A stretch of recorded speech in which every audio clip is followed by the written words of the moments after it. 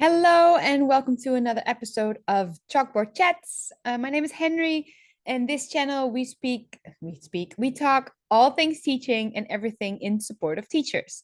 And today I wanted to share with you one way to get rid of a lot of stress, to ease some of that anxiety, to let's say dilute some of that tension and that worry.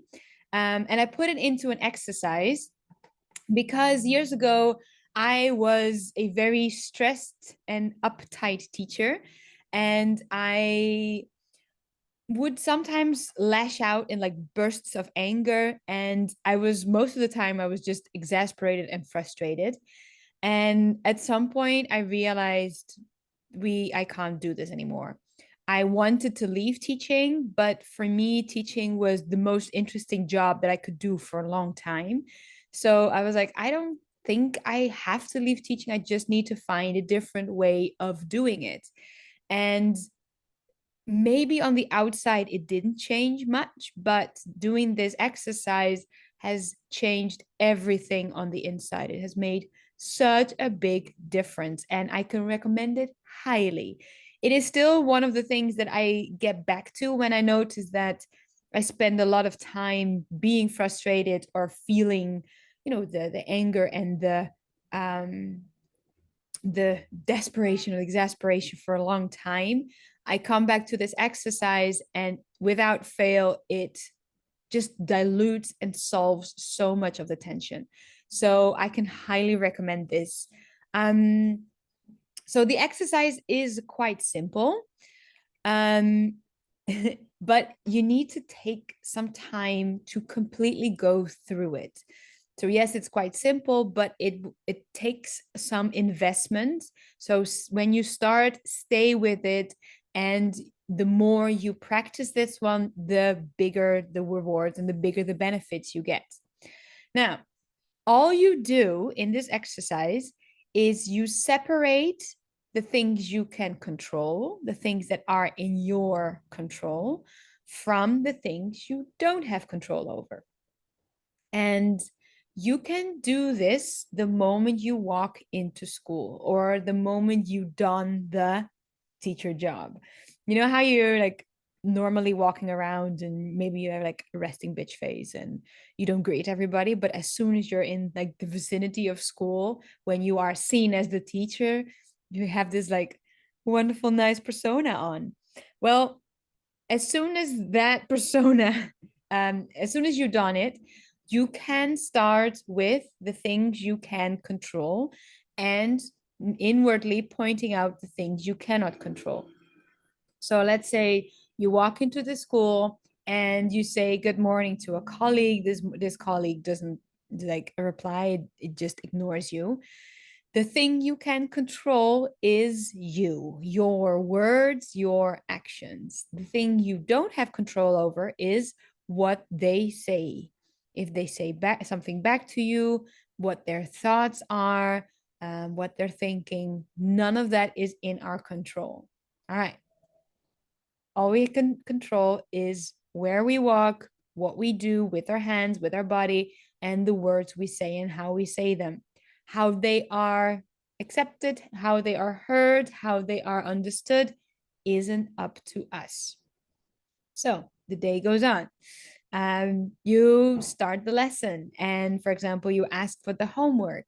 You control what you say, you control the introduction of the lesson. You control what is said by the teacher.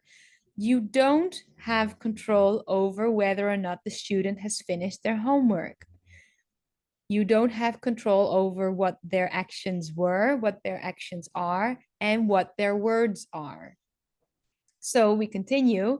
Maybe the student in this class says certain words. Maybe they're a little bit like rude. They say words we don't really agree with.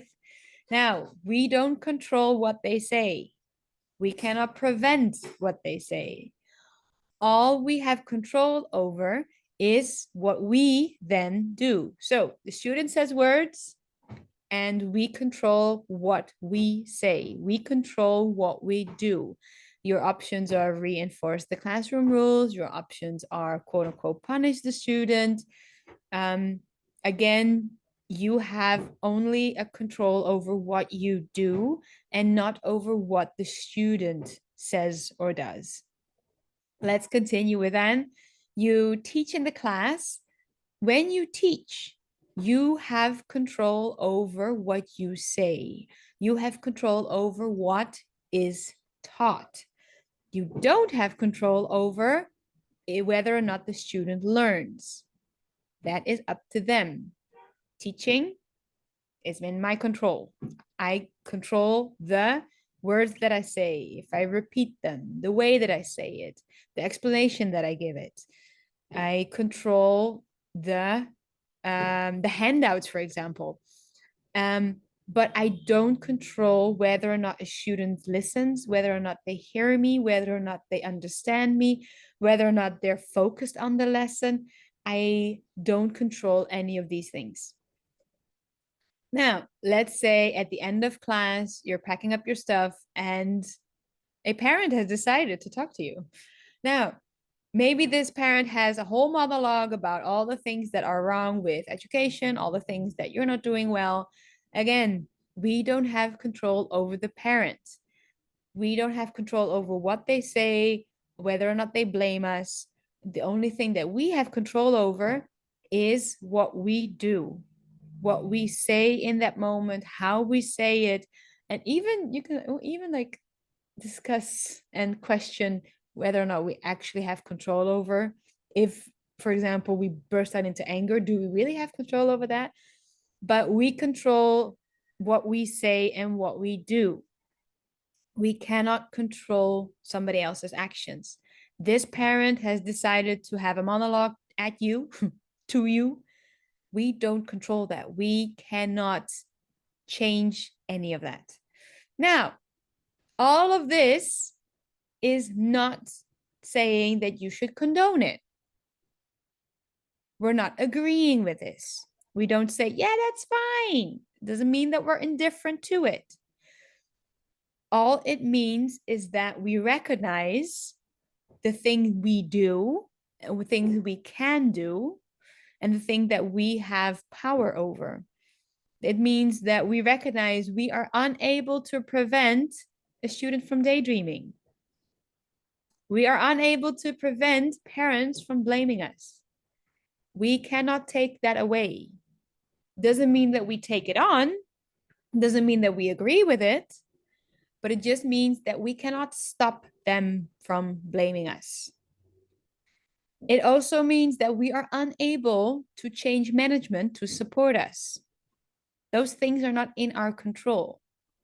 What we do have control over is who we are in the moment that we realize we want to change something. We have control over what we say, and we have control over our choices, what we decide to do, who we decide to be. And every time something happens, some stuff hit the fan, or just, life sends you another curveball. Whenever that happens and you get to step back and say, what is in my control? So much of the tension just melts away. So much of the stress and the worry just completely can melt away, because we do not control other people. We do not control students' grades. We do not control parents. We only control the things that we say and the things that we do. The rest is up to others. And when you give them back that control and that responsibility, it just opens up so much more freedom for us. So I really hope you can practice this exercise, that you have some mental space to step back from each situation, and that you get to see what actually is in your control, and that you don't have to take on the responsibility of other people's actions and other people's words. And I really hope that this makes a difference for you. Please let me know in the comments below, and I'll speak